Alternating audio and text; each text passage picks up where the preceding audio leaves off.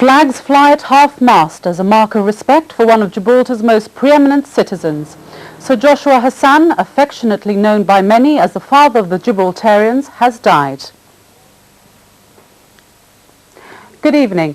In this special edition of Newswatch, we'll be concentrating on today's major story, the passing away of former Chief Minister Sir Joshua Hassan. Sir Joshua died this morning in hospital. He was taken there yesterday after complaining that he was feeling unwell. He would have been 82 next month. Sir Joshua Hassan has undoubtedly been the most preeminent Gibraltarian this century. He played a prominent role in the repatriation of many Gibraltarians after the Second World War and helped create the ROC's first political party, the AACR, in 1942. He was elected as the first mayor of Gibraltar in 1955 and held this office until 1969, when Gibraltar's constitutional changes brought the city council to an end. He was invariably elected, first to the Legislative Council and then to the House of Assembly since the creation of these institutions, and he was the first holder of the office of Chief Minister in 1964. Except for one term as leader of the opposition between 1969 and 1972, he was Chief Minister continuously until 1988, when he retired from public office. Sir Joshua was one of the organizers of the royal visit to Gibraltar in 1954, and for personal services to the sovereign, he was invested a member of the Royal Victorian Order. Deputy Coroner from 1941 until 1964, he was also a Justice of the Peace since 1949.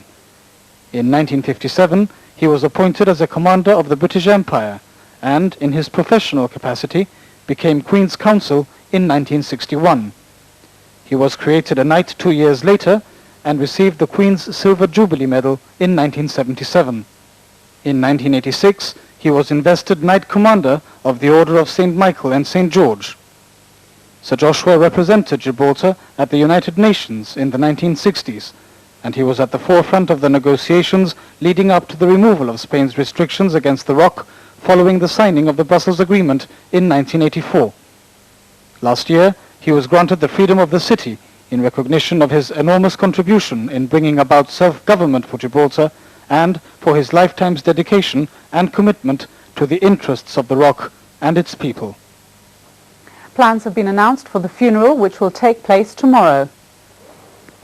As from 2 o'clock this afternoon, Sir Joshua's body has been lying in state in the City Hall. The public will be able to pay their respects there until the time of the funeral. At around 12:30 tomorrow, the coffin will be moved from the Council Hall chamber to the lobby of the House of Assembly. At 2:30 in the afternoon, the funeral cortege will proceed from the lobby of the House north along Main Street, which will be lined with personnel from the various uniformed bodies. This will allow the people of Gibraltar an opportunity to bid their last farewell to Sir Joshua before he is laid to rest in the Jewish cemetery. Well, the loss for Gibraltar is that he's the greatest man we've ever had here. He dies and with his head very much up high. He goes with the greatest respect from Gibraltar, from abroad, from our enemies in Spain, from our friends here, all over the world. He's a very respected man, and I think we all lost with him. Today, in Gibraltar, we've lost the greatest man we've had in politics. As an individual, with his kindness, and in general. There are no words that we can say the great loss Gibraltar has had today. I think that he was a man who did a lot for Gibraltar, and it's a very sad loss today. It is a terrible loss for Gibraltar. He has done ever so much, politically and otherwise, and just after the war, he was very instrumental in achieving a lot of rights for Gibraltar. A lot of houses were built because he was pushing the British government for government aid, and I think we have lost a very good statesman. I think it's a great loss, and people generally feel and miss him. His contribution to the political life of Gibraltar has been tremendous, and I don't see anyone stepping into his shoes, really.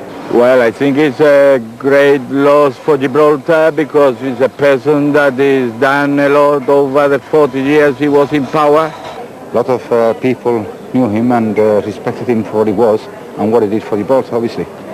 I myself, I'm quite a good friend of him, and obviously he's been with the ACR, apart with the ACR, helping the GST and everything, and obviously it's one of those things which it is a great tragedy for Gibraltar. Great man, a great Gibraltarian, and I'm very sad for his death.